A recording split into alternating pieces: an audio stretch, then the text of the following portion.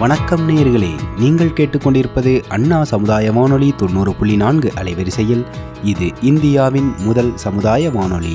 நேயர்களே, இப்பொழுது நாம் கேட்கவிருப்பது நமது அண்ணா சமுதாய வானொலியும் மதராஸ் உர நிறுவனமும் இணைந்து வழங்கும் பிரதமரின் பிரணாம், தாய் பூமியின் மறுசீரமைப்பு, ஊட்டச்சத்து விழிப்புணர்வு மற்றும் மேம்படுத்தலுக்கான திட்டம் பற்றிய தொடர் நிகழ்ச்சியின் 3ஆம் பாகம், அங்கக வேளாண்மை. இந்த நிகழ்ச்சியில் அங்கக வேளாண்மை குறித்து நம்மிடையே விவாதிக்க உள்ளார்கள் மதராஸ் உர நிறுவனத்தின் உர விநியோகத்துறை மேலாளர் திரு கணபதி அவர்கள் மற்றும் துணை மேலாளர் திருமதி கிரிஜா ரங்கராஜன் அவர்கள். வாருங்கள், நிகழ்ச்சியை கேட்கலாம்.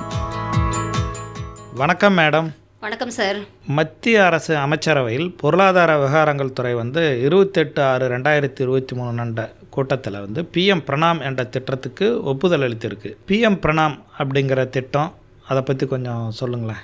பிஎம் பிரணாம் என்பது பிரதம மந்திரியின் பூமி தாயை மீட்டெடுத்தல், மண்ணின் தற்போதைய வளம் குறித்து விழிப்புணர்வு ஏற்படுத்துதல், மண்ணை ஊட்டமேற்றுதல் அல்லது வளப்படுத்துதல் மற்றும் சீர்திருத்தல், அதன் தரத்தை மேம்படுத்துதல் என்பதாகும். பூமி தாயை பாதுகாக்க எடுக்கும் இந்த உன்னத எண்ணம் என்பது நமது தாயை ஆரோக்கியமாக பேணுவதற்கு ஒப்பாகும். அந்த வகையில் பூமி தாய் நமக்கு எண்ணற்ற வளங்களை அள்ளித்தருவாள். நாம் நம் பூமி தாயை காப்பது ஒவ்வொருவரும் கடமையாகும். அடிப்படையில் கிராமங்கள் நிலையிலிருந்து நம் அனைவரின் கூட்டு முயற்சியால் மட்டுமே இது சாத்தியமாகும். சரி, பிஎம் பிரணாம் திட்டம் நமது உரத்துறை நிர்வாகம் எதுக்கு இதுக்கு முன்னெடுக்கிறது?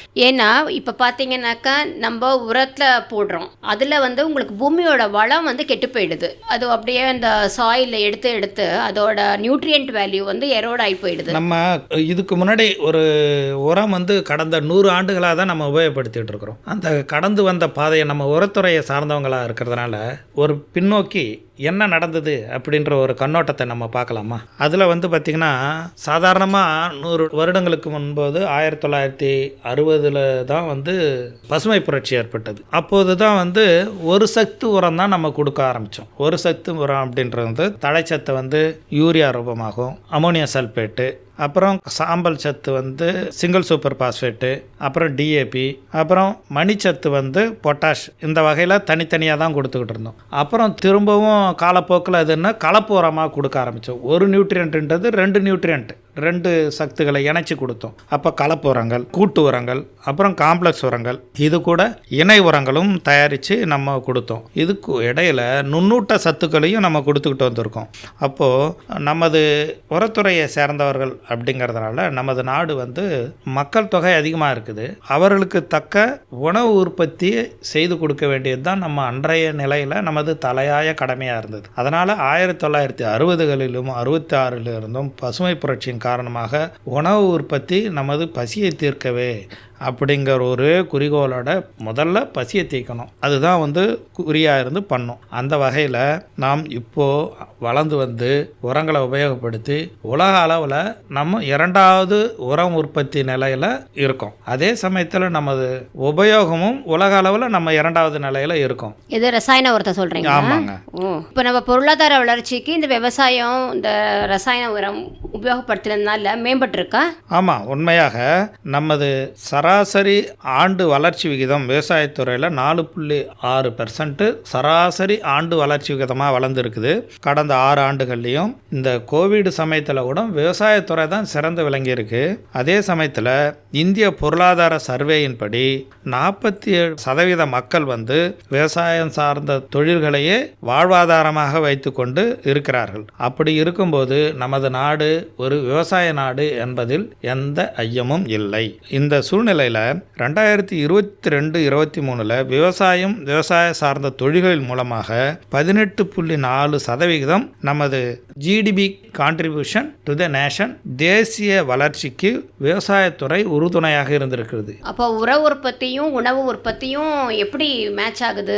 எவ்வளவு நம்ம ஃபர்டிலைசர் போட்டால் உணவு நம்மளுக்கு எவ்வளவு ஈல்டு கிடைக்கும்? இப்போ நம்ம அந்த கணக்குகளை பார்க்கும்போது புள்ளி விவரங்களை சராசரியாக 2011-12 2012 2078 கிலோ ஒரு ஹெக்டாருக்கு உணவு உற்பத்தி செய்தோம். அது நமது ஆராய்ச்சியின் மூலமாக படிப்படியாக 2022-23 2494 கிலோ பர் ஹெக்டாருக்கு உணவு உற்பத்தி செய்யக்கூடிய நிலைக்கு வந்திருக்கும். அதே சமயத்தில் நம்ம உர உபயோகமும் நம்ம பாரத நாட்டின் திட்டங்களின் மூலமாகவும் நம்ம ஆராய்ச்சிகள் மூலமாகவும் அதிகப்படியாக உரம் உபயோகப்படுத்தாமல் 2011-12 142 கிலோ பர் ஹெக்டாருக்கு போட்டு உற்பத்தி பண்ணணும். அதை சிறந்த மேலாண்மையின் மூலம் உர நிர்வாகம் மூலம் 2022-23 138 கிலோ போட்டு பர் ஹெக்டாருக்கு உற்பத்தியை பண்ணிக்கிட்டு இருக்கோம். இப்போ இது நைட்ரஜன், பாஸ்பரஸ், பொட்டாஸ் என்ற தழை, மணி, சாம்பல் சத்துடைய சமன்பாடு சற்று மாறி உள்ளது. முதல்ல நான் சொன்ன மாதிரி ஒரு சத்து கொண்ட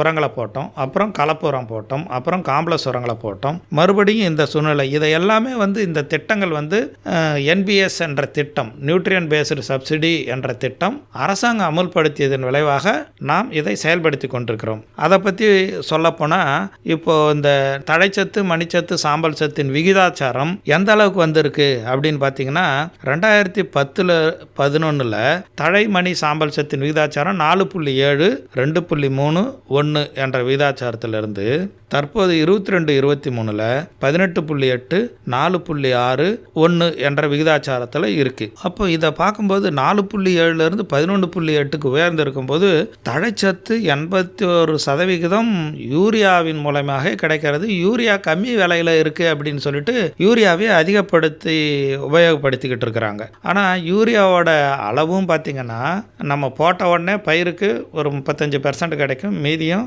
வேஸ்ட்டாக போயிடும். இதையெல்லாம் கருத்தில் கொண்டு அரசாங்கமும் நீம் கோட்டட் யூரியா என்ற முறையில் கொடுத்துருக்கு. இதனால் அதோட உரத்தின் உபயோகத்திறனும் அதிகமாக இருக்குது. அதே மாதிரி நம்ம சல்ஃபர் கோட்டட் யூரியா அப்படிங்கிறதும் தயார் பண்ணியிருக்கு. இப்போ டிஏபிக்கும் யூரியாவுக்கும் பார்த்திங்கன்னா யூரியா எசென்ஷியல் கமாடிட்டி ஆக்ட் அத்தியாவசிய பொருட்களின் பட்டியலில் இருக்கிறதுனால அதோட விலையை அதிகப்படுத்தலை. அதாவது டிஏபி விலையை விட யூரியா விலை 5 மடங்கு குறைவு. இப்போ இதை பற்றி உங்களுக்கு விரிவாக தெரியும், நீங்கள் அந்த துறை பார்க்கறதுனால அதை பற்றின விவரங்களை கொஞ்சம் சொல்லுங்களேன். யூரியா விலை கம்மின்னு சொல்கிறீங்கல்ல சார், அப்படியான யூரியா விலை ஆக்சுவலாக கம்மி கிடையாது. கவர்மெண்ட் சப்சிடி கொடுக்குறாங்க. அதனால தான் உற்பத்தி அதிகரிக்கணும்னா உரங்கள் கட்டாயமாக தேவை. ஆனால் உரங்களை முழுமையான விலையை கொடுத்து விவசாயிகளால் வாங்க முடியல. அதனால இந்திய அரசு என்ன பண்ணுறாங்க, உரத்துக்கு மானியம் கொடுக்குறாங்க. மீதி எல்லாம் கவர்மெண்ட் ஆஃப் இந்தியா சப்சிடியாக கொடுக்குறாங்க, மானியமாக உர மானியமாக கொடுக்குறாங்க. அது மட்டும் இல்லாமல் இது மட்டும் தான் கிடையாது அவங்களுக்கு செலவு. இப்போ ஒரு கம்பெனி, இப்போ நம்ம கம்பெனி எடுத்துக்கோங்களேன், மணலியில் இருக்கோம் நம்ம சென்னையில். இப்போ தெலுங்கானால நம்மளோட ஒரு டீலர் விவசாயி இருக்காருன்னு வைங்க, இங்கேருந்து தெலுங்கானாக்கு போகிறதுக்கான டிரான்ஸ்போர்ட் அலவன்ஸ் எவ்வளவு ஆகுதோ அதையும் சப்சிடியாக கொடுத்துடுறாங்க. ரயில் மூலமாக எடுத்துன்னு போனோம், இல்லை 500 கிலோமீட்டர் வரைக்கும் எடுத்துன்னு போகிறதா இருந்தால் ரோடு மூலமாக எடுத்துன்னு போகிறதா இருந்தாலும் அது நமக்கு கிடைச்சிடுது. இது எல்லாமே மத்திய அரசு நமக்கு மானியமாக கொடுக்குறாங்க. அதை ஃப்ரைட் சப்சிடிங்கிற மாதிரி கொடுத்துட்றாங்க. அதாவது இது எதனாலனா ஒன் நேஷன் ஒன் ஃபெர்டிலைசர் அப்படின்ற கோட்பாடின் கீழே வரது. அதாவது பிரதம மந்திரியின் பாரத் ஜன் ஊர்வராக் பிரயோஜனா என்ற திட்டத்தின் கீழே பேன் இந்தியா, இந்தியாவில் உள்ள மூளை மெடுக்குகிற எந்த விவசாயியும் இந்த நீங்கள் சொன்ன இதோட சப்சிடி கிடைக்கிறதுக்கு மத்திய அரசு உதவி புரியுது அப்படின்றத நம்ம புரிஞ்சுக்க முடிகிறது. அப்போது இந்த உர தொழிற்சாலைகளுக்கு இப்போ நம்ம இதோட சப்சிடி 700 ரூபான்னு சொன்னீங்க, இது இன்னும் கூடுதா? அது தொழிற்சாலைக்கு தகுந்த தொழிற்சாலைக்கு தகுந்த மாதிரி இப்போ ரொம்ப ஓல்டு பிளான்ட்டாக இருக்கிறதுக்குலாம் பார்த்தீங்கன்னா எனர்ஜி கன்சம்ஷன் அவங்களுக்கு அதிகமாகும். அதிகமாக எனர்ஜி கன்சம்ஷன் ஆகும்போது அவங்களுடைய ப்ரொடக்ஷன் காஸ்ட்டும் ஜாஸ்தியாக இருக்கும். அப்போ அதை விட அதிகமாக தான் இப்போ பார்த்தீங்கன்னா யூரியா, அப்புறம் டிஏபி, மற்ற ஃபர்டிலைசருக்கெலாம் சேர்த்து 6 மாதத்துக்கு பார்த்தீங்கன்னாக்கா அந்த கரீஃப் 1.08 லட்சம் கோடி சப்சிடியாக வெளில போயிருக்கு. இப்போது 1987-88 இந்த உர யூரியா தயாரிக்கிறதுக்கான சக்தி 8.87 ஜிகா கேலரிஸ் இருந்தது பர் டன் தயாரிக்கிறதுக்கு. இது நமது தொழிற்சாலைகள் தொடர்ந்து அதை எனர்ஜி கன்சம், அதாவது சக்தி திறனை மேம்பாடுபடுத்தி 5.57 ஜிகா கேலரி என்ற அளவுக்கு 22-23 குறைச்சிருக்கிறாங்க. இதுவே அமோனியா தொழிற்சாலைகளில் 12.48 ஜிகா கேலரி என்ற எனர்ஜி லெவல் உபயோகத்திறத்திலிருந்து 87-88 8.8 ஜிகா கேலரியா 2022 குறைச்சிருக்கிறாங்க. அதாவது திறன்பட நமது தொழிற்சாலைகள் செய்கிறது இந்த வேலையும். இதனால் பெரிய அளவில் கார்பன் டை ஆக்சைடு ரிலீஸ் கரியமில வாயு வெளியேற்றத்தையும் குறைச்சிருக்கிறோம். அதாவது அமோனியா வழியாக தயார் பண்ணும்போது 3.6 டன் கரியமில வாயு 1 டன்னு தயார் பண்ணும்போது உற்பத்தி ஆகுது. அதை நம்ம தொடர்ந்து ஆராய்ச்சியின் மூலமாகவும் நம்ம செயல்திறன் மூலமாகவும் தொழிற்சாலைகளில் எந்த அளவு குறைச்சிருக்கோன்னா 1.96 டன் கார்பன் டை ஆக்சைடு தான் வெளியே வருது 1 டன் அமோனியா தயாரிக்கும் போது. இது 46% குறைவு. இது எல்லாமே கடந்த 31 ஆண்டுகளில் நம்ம செய்து வந்திருக்கிறோம். இப்போ இதில் பசுமை ஹைட்ரஜன், பசுமை அமோனியா இந்த கான்செப்டை நோக்கி நம்ம போய்கிட்டு இருக்கிறோம். இதுக்கு உர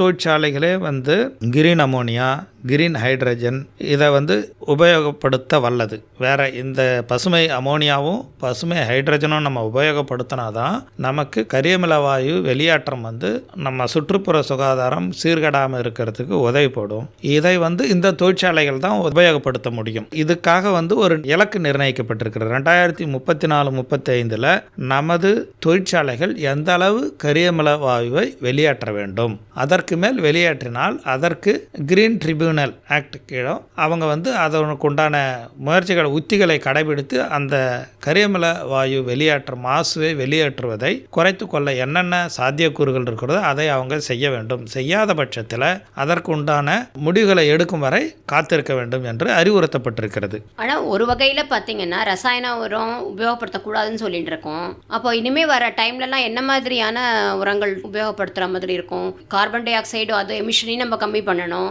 மண்ணோட வளமும் கம்மியாயிட்டே இருக்குது, அதையும் வளப்படுத்தணும். அப்போது இதெல்லாம் சரிப்படுத்துறதுக்கு எந்த மாதிரியான ஒரு பாலிசி நம்ம எடுத்துக்கிட்டோன்னா சரி வரும்? இப்போது 100 ஆண்டுகளாக நம்ம உர உபயோகம் பயன்படுத்தி வந்திருக்கிறோம். இதன் விளைவாகத்தான் நமது உணவு உற்பத்தியும் பெருக்கி கொண்டிருக்கிறோம். அனைத்து மக்களுக்கும் உணவளித்து கொண்டிருக்கிறோம். இது ஒரு நாள் தயார் பண்ணிட்டு நிறுத்துறது கிடையாது. இது தொடர்ந்து செயல்பட வேண்டும். இனி வரும் காலங்களிலும் உரங்களின் உபயோகம் தவிர்க்க முடியாது. அதே சமயத்தில் நமக்கு இந்த சுற்றுப்புற சூழல், அந்த மண் மாசுபடுதல், மண்ணின் வளம் பாதுகாத்தல் என்ற இந்த பிரச்சனைகளும் இருக்கு. இதற்கும் சேர்ந்து நாம் தீர்வு காண வேண்டும். இதற்கு ஒருங்கிணைந்த முகமாக இந்த தீர்வுக்கு உரச்சத்து உபயோகத்திறன் மேம்படுத்தணும், பயிர்களின் உபயோகத்திறனை மேம்படுத்தணும், சுற்றுப்புற சூழலுக்கு மாசு ஏற்படாத அளவுக்கு நாம் மக்களையும் பாதுகாக்கணும், மண்ணின் வளனையும் பாதுகாக்கணும். இதற்கு ஒருங்கிணைந்த கூட்டமைப்பு உருவாக்க வேண்டும். இதற்கு ஆராய்ச்சியாளர்கள், வல்லுநர்களும் சந்தைப்படுத்தவும் விரிவாக்கம் செய்யவும்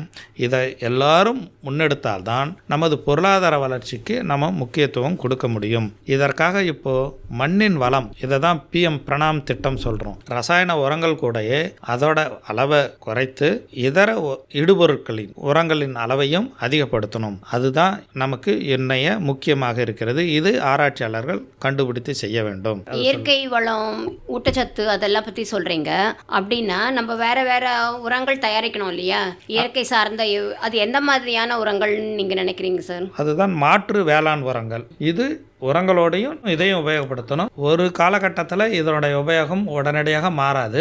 இதாவது மாற்று வேளாண் இடுபொருட்கள்ன்றது அங்கக உரங்களை உபயோகப்படுத்தலாம். அதாவது இந்த அங்கக உரங்கள் என்பது தொழு உரம், மாட்டு சாணம், ஆட்டு சாணம், கோழி எரு, பசுந்தாள் உரம். இது அதன் பிறகு பயோஃபெர்டிலைசர்ஸ். இந்த பயோஃபெர்டிலைசர் உயிர் உரங்கள், அதாவது பாக்டீரியா, அசோஸ்பைரிலம், பாஸ்போபாக்டீரியா, ரைசோபியம். அப்புறம் நேனோ உரங்கள். நேனோ உரங்கள்ன்றது நேனோ யூரியா, நேனோ DAP, வளர்ச்சி ஊக்கிகள், சைட்டோசைம் போன்றவைகளையும் பயிர்களுக்கு நம்ம உபயோகப்படுத்தும். நேனோ யூரியான்ற போது இப்போ நம்ம ஆஃபீஸில் ட்ரோன் மூலமாக பண்ணுறதுக்கு சொல்லிட்டு இருக்காங்கல்ல சார், அதை பற்றி கொஞ்சம் சொல்லுங்களேன் சார். இதுதான் இந்தியாவின் நமது லட்சியம் வளர்ச்சியடைந்த பாரதம் என்ற குறிக்கோளோட நமது இந்திய அரசு நவம்பர் 15, 2023 இருந்து 2 மாதங்களாக கிராமங்கள் தோறும் நமது லட்சியம் வளர்ச்சியடைந்த பாரதம் என்ற முழக்கத்தோடு மற்ற துறைகளையும் ஒருங்கிணைத்து கிராமங்களுக்கு சென்று மத்திய அரசின் திட்டங்களையும் மத்திய அரசின் விவரங்களையும் மக்களுக்கு விரிவாக தெரிவிக்கிறது. அந்த வகையில் நமது உரத்துறையின் சார்பாக ட்ரோன்களை அறிமுகப்படுத்தியிருக்கிறது. ஏனென்றால் நாம் ஆராய்ச்சியின் மூலமாக நேனோ யூரியாவை கண்டுபிடிச்சிட்டோம், நேனோ DAP கண்டுபிடிச்சிட்டோம். பிறகு வளர்ச்சி ஊக்கிகள், இதர மருந்துகள், பூச்சிக்கொல்லி மருந்துகள், பூஞ்சான கொல்லி மருந்துகள் மருந்துகள் இவை எல்லாமே சிறு சிறு குப்பிகள்லையும் 1/2 லிட்டர் அளவுக்கு இருக்குது. இதை எப்படி நம்ம உபயோகப்படுத்துவது? இதை வந்து விவசாய பயிர்கள்லையும் மரப்பயிர்கள்லையும் தோட்டக்கால் பயிர்கள்லையும் எப்படி உபயோகப்படுத்துது, அதன் பலன் எப்படி சென்றடையும்? அதாவது மரப்பயிர் வந்து மிக உயரமாக இருக்கும், அது நாம் தற்போது உபயோகப்படுகிற ஸ்ப்ரேயர் மூலமாகவும் உபயோகப்படுத்த முடியாது. அதற்காகத்தான் ட்ரோன்கள் வந்து நமக்கு பெரும் உறுதுணையாக வந்திருக்கிறதை நாம் உணர முடியுது. அந்த விஷயத்தை நாம் விவசாயிகளுக்கு கொண்டு சேர்க்கணும் அப்படிங்கிறதுக்காக தான் இந்த முன்னெடுப்பு, இந்த பிரச்சாரம் நடந்து கொண்டிருக்கிறது. இப்போ அவங்க அதை வரவேற்கிறாங்களா? ஏன்னா எப்பவுமே இப்போ நம்மளே சொல்கிறேன், இப்போ ஏதாவது ஒரு புதுசாக ஒன்று கண்டுபிடிச்சி எடுத்துக்கணுன்னா நம்ம உடனே பயப்படுவோம்ல. அப்போ விவசாயிகளுக்கும் அதே மாதிரி இருக்கும் இல்லையா? கன்வென்ஷனல் மெத்தட்ஸாக ஃபாலோ பண்ணி வந்துட்டுருக்காங்க. அப்போது அதை வந்து அவங்க புதுசாக இப்போ எடுக்கும்போது நிறைய பயம் இருக்கும். இப்போ அது சரி வருமா, நம்மளுக்கு வேலை வாய்ப்பு போயிடுமா, இல்லை புது டெக்னாலஜி ஆச்சு நம்ம தெரிஞ்சுப்போமா, நம்ம இல்லை வேறு ஏதாவது ரூல்ஸ் அண்ட் ரெகுலேஷன்ஸ் அதை உபயோகப்படுத்துறதுல இருக்கா, இந்த மாதிரி அவங்களுக்கு ஒரு நிறைய கொஷின்ஸ் இருக்கும் இல்லையா?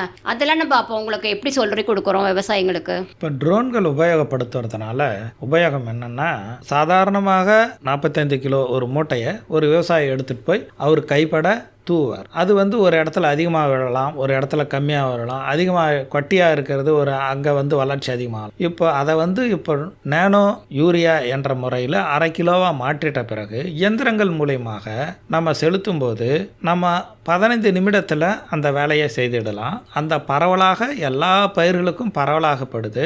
நீங்கள் கேட்டீங்க இல்லையா, வேலை இப்போ விவசாயத்துறையில் இப்போது வேலைக்கு ஆட்கள் கிடைக்கிறதே அரிதாக இருக்கிறது. எல்லோரும் நகரங்களை நோக்கியே பயணப்பட்டுக்கிட்டு இருக்கிறாங்க, ஏதோ ஒரு வேலை செய்யணும் அப்படிங்க. படித்தவர்களும் அதிகமாக இருக்கிறாங்க. விவசாயத்துறையிலிருந்து வரும் இளைஞர்கள் வருங்காலங்களை நிலைநிறுத்த வேண்டுமென்றால் இந்த ட்ரோன் அறிமுகம் மிக சிறப்பானதாக இருக்கும். ஏனென்றால் இதில் வந்து காலத்தின் அளவும் கம்மி, அந்த பொருட்களை கொண்டு சேர்த்து அவற்றை தெளிப்பதும் கம்மி. 45 கிலோ மூட்டையை கடையிலிருந்து வாங்கி அவர் விவசாய நிலங்களுக்கு கொண்டு சேர்க்கறதுக்கு 1/2 லிட்டரு நேனோ யூரியாவை கொண்டு போய் நிலத்தில் வச்சுக்கிட்டு அந்த ட்ரோனை கொண்டு போய் சேர்த்துட்டோம்னா அவருக்கு வந்து ஒரு 15 நிமிடத்தில் அந்த வேலை முடிஞ்சிடும். அவர் அங்கேயே இருக்க வேண்டிய என்ற தேவையும் இல்லை, அவர் எங்கே இருந்தும் அந்த விவசாயி செய்து கொள்ளலாம். அதுக்கு ட்ரைனிங் கொடுக்குறாங்க. அப்போ ட்ரைனிங் இதுக்கு ஆக வேண்டிய செலவும் 500 ரூபாய் தான். இந்த ட்ரைனிங் வந்து விவசாயிகளுக்கு மேம்படுத்துறதுக்காக ட்ரைனிங் கொடுக்காங்க. இது மகளிருக்கும் ட்ரைனிங் கொடுக்கணும். அதுதான் சார் கேட்க வந்தேன். இப்போ மகளிரும் இப்போ எல்லா வேலையும் செய்ய ஆரம்பிச்சிட்டாங்க. ஸோ இப்போ இந்த வேலையை அவங்களும் செய்ய முடியும் இல்லையா?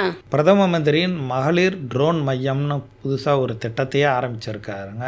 இது மூலயமா இந்த படித்த மகளிர் கிராமங்களில் இருக்கிறவங்களும் இந்த ட்ரோன் எப்படி ஆப்ரேட் பண்ணுறது, ட்ரோன் பைலட் ட்ரைனிங்னு சொல்லி அவங்களுக்கு அதை கற்றுக் கொடுத்து அவங்களுக்கு மகளிர் சுய உதவி குழுக்களின் மூலமாகவும் லோன்கள் கொடுத்து அந்த ட்ரோனில் அவங்க அந்த சுய உதவி குழுக்களே வாங்கி அவங்களே அதை உபயோகப்படுத்தி மற்ற விவசாயிகளுக்கும் அதை உபயோகப்படுத்துவதனால் அவர்களின் வாழ்வாதாரம் உயர்கிறது. இது வந்து ஒரு நல்ல வரப்பிரசாதமாக தான் கருதப்படுகிறது. விவசாயத்தில் இது புதிய தொழில்நுட்பமாகவும் புதிய புரட்சியாகவும் கருதப்படுகிறது. ரொம்ப நல்ல, கேட்கறதுக்கே நல்ல சந்தோஷமா இருக்கு சார். இயற்கை வேளாண்மை பற்றி இப்போ நம்ம பேசினதுல இருந்து ஒரு இயற்கை வேளாண்மை இப்போ அதிகப்படியாக பேசப்பட்டு வருகிறது. இதோட முன்னெடுப்பு என்ன காரணமா நான் நினைக்கிறேன் அப்படின்னா, இப்போ உரங்களை அதிகப்படுத்தி உபயோகப்படுத்துகிறோம், ஆனால் விளைச்சலும் கிடைக்குது. உரங்கள் வந்து மண்ணில் வந்து ஒரு 125 கிராம் போட்டோம்னா, அதாவது வந்து ஒரு பயிர் 125 கிராம் எடுத்துக்கிறது, ஆனால் நம்ம அதுக்கு மண்ணுக்கு கொடுக்கறது என்னவோ 75 கிராம் தான் கொடுக்குறோம். அப்போது மீதி தேவைப்பட்ட இதர சத்துக்களை மண்ணிலிருந்து எடுத்துக்குது. இது தொண்டு தொட்டு காலமாக நம்ம செய்யறதுனால மண்ணில் வளம் குறைஞ்சி போச்சு. இப்போ இந்த முறையை நம்ம தொடர்ந்து கடைபிடித்தோம்னா மண்ணில் இருக்கிற ஊட்டச்சத்துக்கள் எல்லாமே வெளியேறி போச்சு. நம்மவும் பெரும்பாலும் அந்த தழைச்சத்து, மணிச்சத்து, சாம்பல் சத்துன்ற பேரூட்ட சத்துக்களையே கவனம் செலுத்திக்கிட்டு வந்திருக்கோம். இதர சிறிய நுண்ணூட்ட சத்துக்களை பற்றியும் நம்ம தெரிஞ்சுக்கல. இந்த நிலை நீடித்தாலும் குறிப்புகள் பிரகாரம் நம்ம உரங்கள் எவ்வளோ போட்டாலும் விளைச்சலும் ஓரளவுக்கு தான் வருதே தவிர அதிகப்படியான விளைச்சல் நம்ம ஆரம்ப காலகட்டத்தில் 60களில் உரம் போட்டதுக்கு உண்டான விளைச்சல் இப்போது 2023 நம்ம போடுற உரத்துக்கும் அதோட விளைச்சலுக்கும் சரியா சமன்பாடாக இல்லை. ஏதோ ஒரு சூழ்நிலை இருக்கிறது. இதை நம்ம எப்படி சரி செய்யலாம்? அப்போ இதுலேருந்து நமக்கு என்ன தெரியுதுன்னா, மண்ணோட ஊட்டச்சத்து போயிட்டே இருக்கு, குறைஞ்சிட்டே வருதுங்கிறது வந்து நமக்கு தெரியுது. அப்போது அதை சரிப்படுத்தணும்னாக்க மண்ணை வந்து இப்போ வளப்படுத்தணும். அப்படி தான் எனக்கு தோணுது இல்லையா சார்? ஆமாம். அப்போது மண்ணை வளப்படுத்துறதுக்கு இயற்கை உரத்தை மறுபடியும் நம்ம வந்து நிறைய பயன்படுத்துதலில் கொண்டு வரணும். அதுதான் அங்கக வேளாண்மைங்கிறதுக்கு பண்ண சொல்கிறாங்க.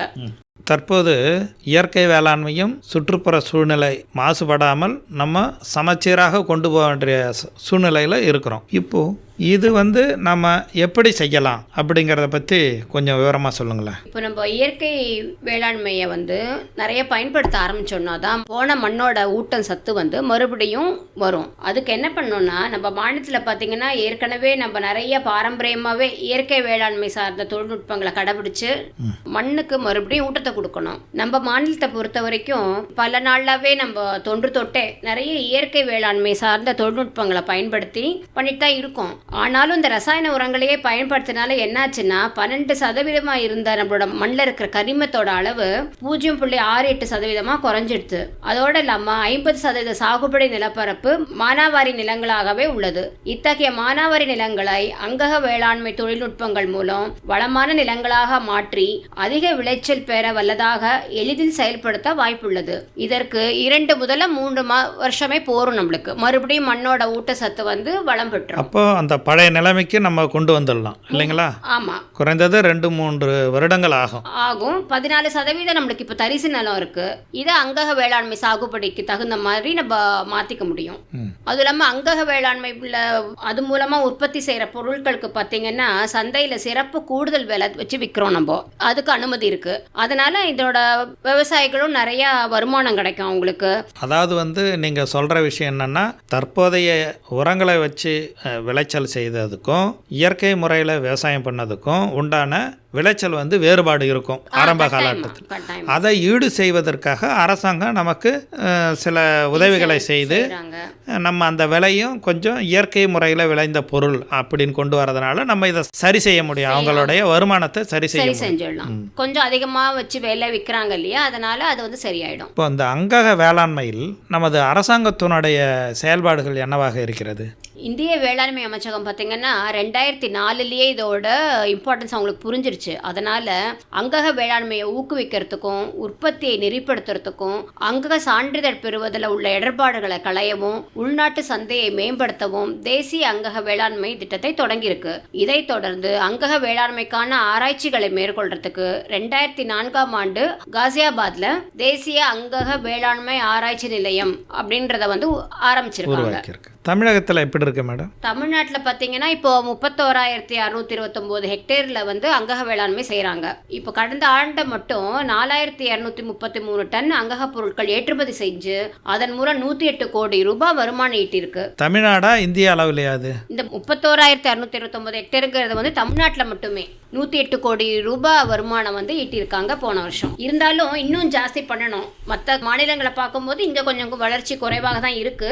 இருந்தாலும் தமிழ்நாட்டில் இருக்கிற விவசாயிங்க வேளாண்மை வல்லுநர்கள் மற்றும் ஆராய்ச்சியாளர்கள் மத்தியில் நிறைய விழிப்புணர்வு இப்போ கொஞ்சம் அதிகமாக வந்துட்டு இருக்கு.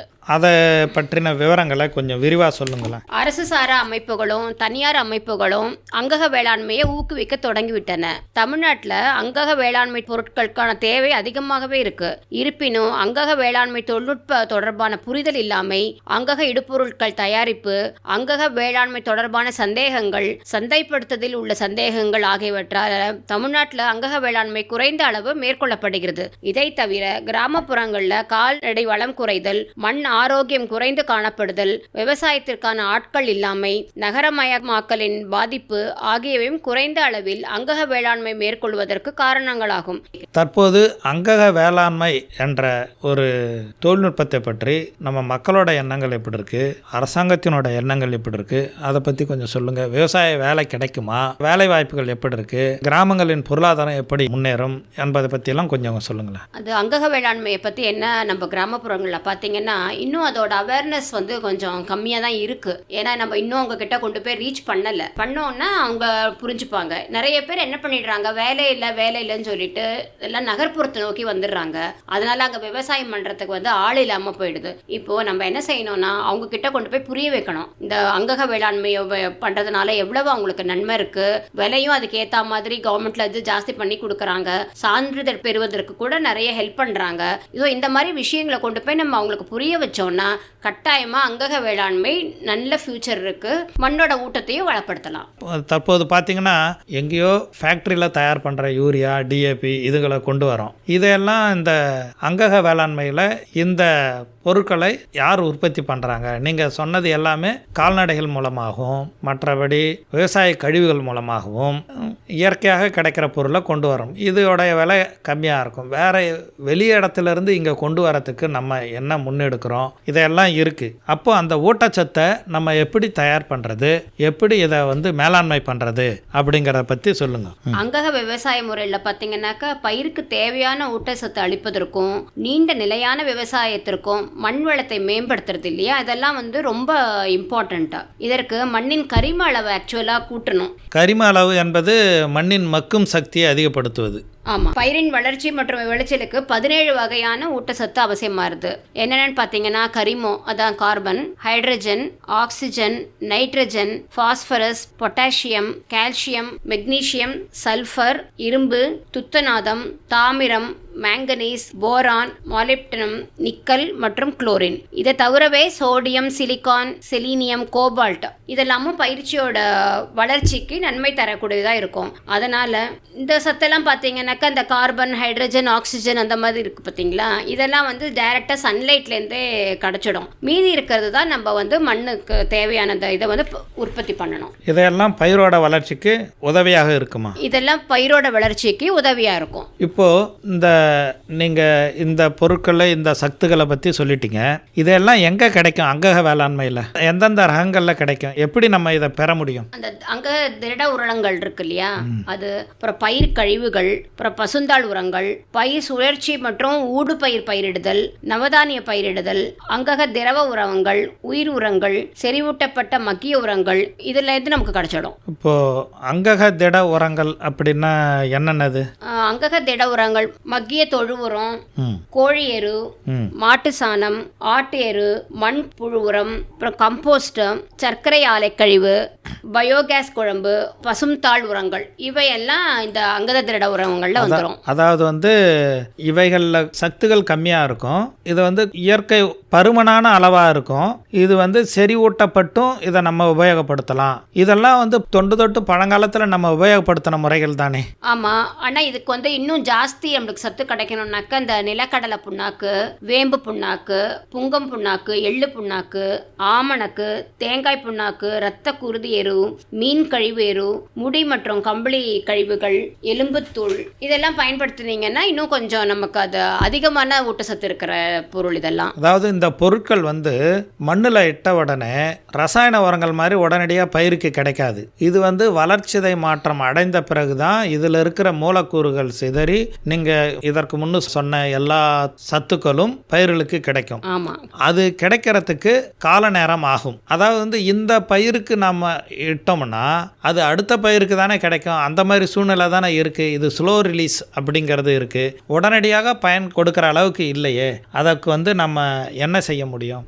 நீங்கள் சொல்கிற மாதிரி தான் நம்மளுக்கு இம்மிடியட்டாக கிடைக்காது. ஆனால் என்ன பண்ணுறது, நம்ம இத்தனை நாளாக நம்ம ரசாயன உரத்தையே டிபெண்ட் பண்ணி இருந்துட்டோம். இனிமேல் அதை நம்மளால் செய்ய முடியாதுங்கிற நிலைமை வந்திருக்கு. நம்ம ஒரு 2-3 வருஷம் பண்ணிகிட்டே வந்தோன்னா நமக்கு அது ஆட்டோமேட்டிக்காக கிடச்சிடும். இப்போ நம்ம போட்ட உரங்கள் மண்ணுக்கு செறிவேற்றப்படும். இப்போ இந்த பயிர் கழிவுகள் மற்றும் பசுந்தாள் உரங்கள், என்னென்ன பயிர் கழிவுகள் இருக்குது அதை கொஞ்சம் சொல்லுங்க. அரிசி வக்கோல், கோதுமை வக்கோல், அப்புறம் மக்காச்சோள தண்டு இருக்கு இல்லையா, அது, அப்புறம் கரும்போட எச்சம். பசுந்தாள் உரங்களில் பார்த்தீங்கன்னாக்கா தக்க பூண்டு, சணப்பு, தட்டைப்பயிறு, பச்சைப்பயிறு, கடுகு, இந்த மாதிரி இதெல்லாம் நமக்கு கிடைச்சிடும்.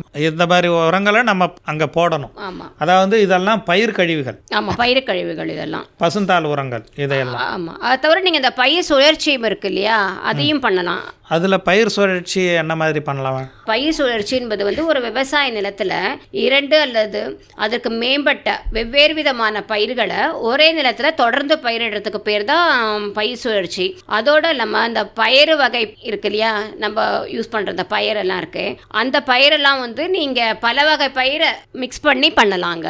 அது வந்து ஊடு பயிராக நம்ம பண்ண முடியும். இது எதனாலனாக்கா வெவ்வேறு வேறு ஆழங்கள் கொண்டிருப்பதால் மண்ணின் ஊட்டச்சத்துக்களின் சுழற்சிக்கும் அவற்றை திறம்பட பயிர் எடுத்துக்கொள்ளவும் ஒன்றுக்கொன்று உதவியாக இருக்கிறது. நவதானிய பயிரெலாம் கூட நடுவில் நம்ம போட்டுக்கலாம்.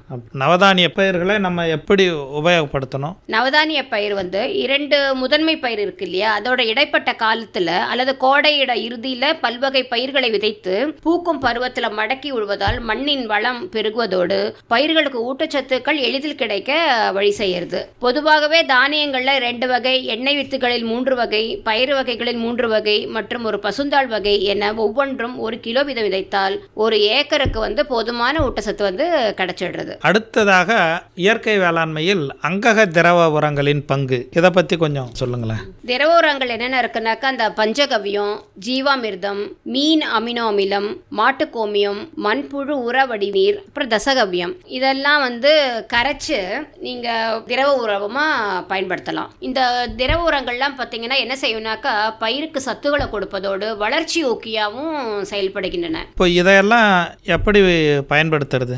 இவற்றினை இலை வழியாகவோ 3% கரைசல் அல்லது சொட்டு நீர் பாசன முறையிலோ 50 லிட்டர் அளிக்கலாம். இந்த மாதிரி திரவ உரங்கள் என்ன செய்யும்னாக்கா, பயிருக்கு சத்து கொடுக்கும், அதுவும் இல்லாமல் வளர்ச்சி ஊக்கியாகவும் செயல்படுறது. நுண்ணுயிர்களின் கரும பொருட்களை உடைப்பதிலையும் ஊட்டச்சத்துக்களை பயிர்கள் எடுத்துக்கொள்ளும் வகையில் வெளிப்படுதலையும் முக்கிய பங்கு பெறுகிறது. இதெல்லாம் நன்றி.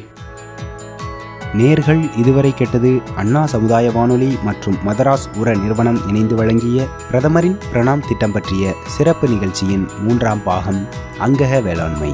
மீண்டும் அடுத்த நிகழ்ச்சியில் சந்திப்போம். நன்றி, வணக்கம்.